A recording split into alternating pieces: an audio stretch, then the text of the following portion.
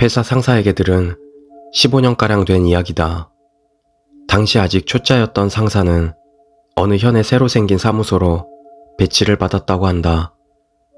공장 옆에 붙어있던 그 사무소는 시가지에서 멀리 떨어진 산속에 있었다. 사무소 앞에서 지방도로를 타고 오른쪽으로 나가면 슈퍼마켓이 하나 있고 왼쪽으로 한동안 가면 주변 마을이 나온다.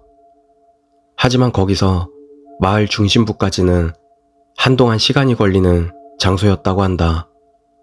그날 상사는 혼자서 남아 잔업을 하고 지쳐 쓰러질 것 같은 몸으로 사무소 문을 닫고 나왔다고 한다. 자취하는 아파트로 차를 타고 가는데 문득 길을 잘못 들었다는 걸 깨달았다. 오른쪽으로 가야 하는데 왼쪽 길을 타버린 것이었다. 이미 차는 마을 쪽으로 들어서서 꽤 와버린 터였다. 계속 달리다 나오는 길로 다시 빠지는 걸 몇 번 반복했지만 어디를 어떻게 온지 전혀 알 수가 없었다. 주변은 어둡고 길은 좁다. 이제 와서 돌아 나가는 것도 무리였다.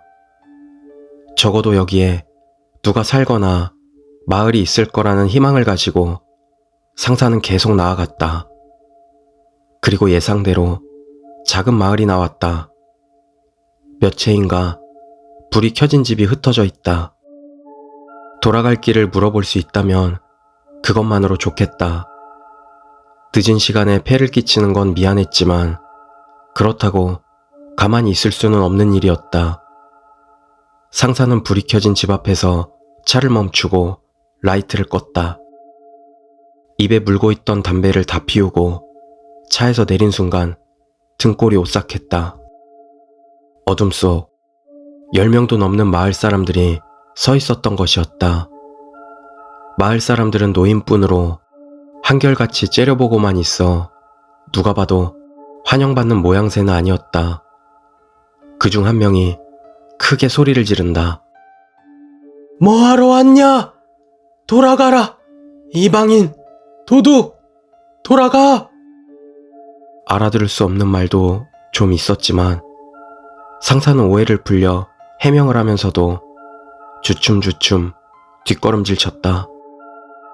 문득 등 뒤에서 인기척이 느껴져 뒤돌아보니 거기에 또한 10명가량의 마을 사람들이 있었다. 그들 역시 무언가 소리를 지르고 있었지만 상사가 놀란 것은 그것 때문이 아니었다.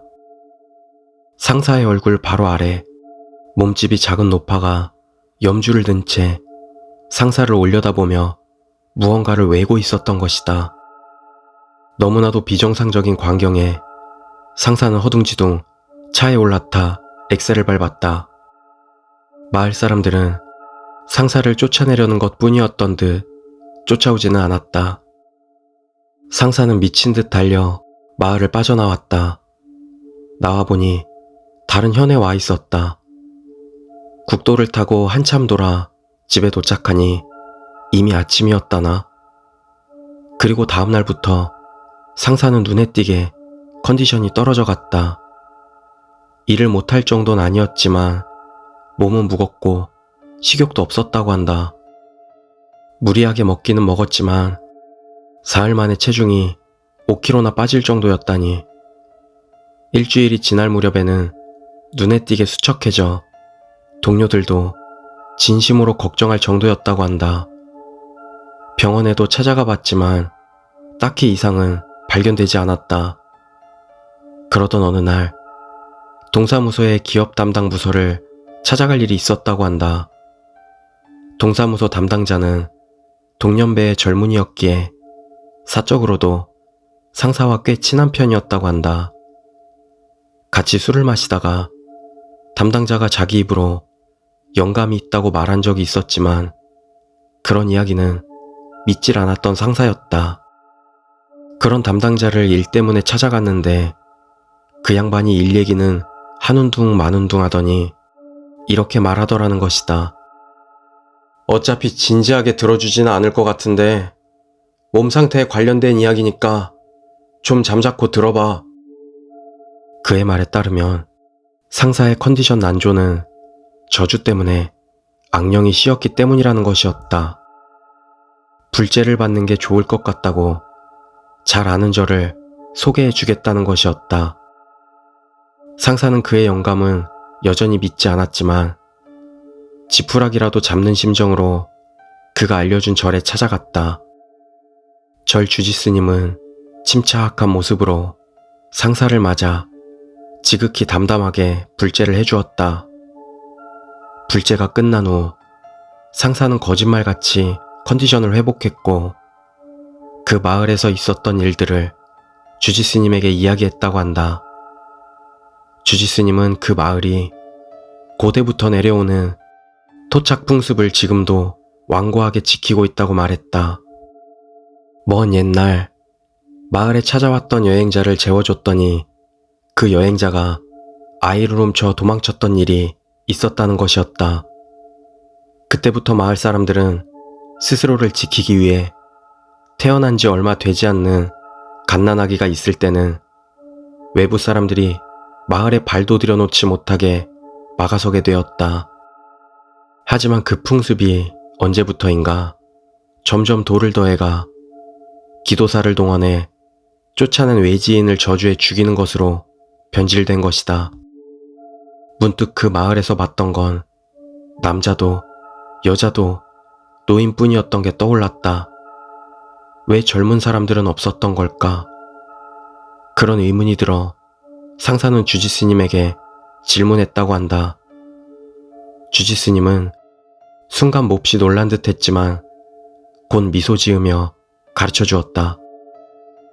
당신은 아직 알아차리지 못했나 보군요.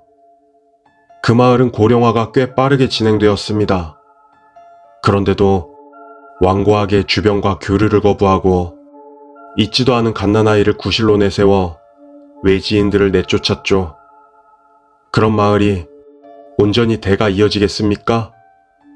그 마을이 완전히 폐촌이 된 지도 30년이 훨씬 더 됐어요.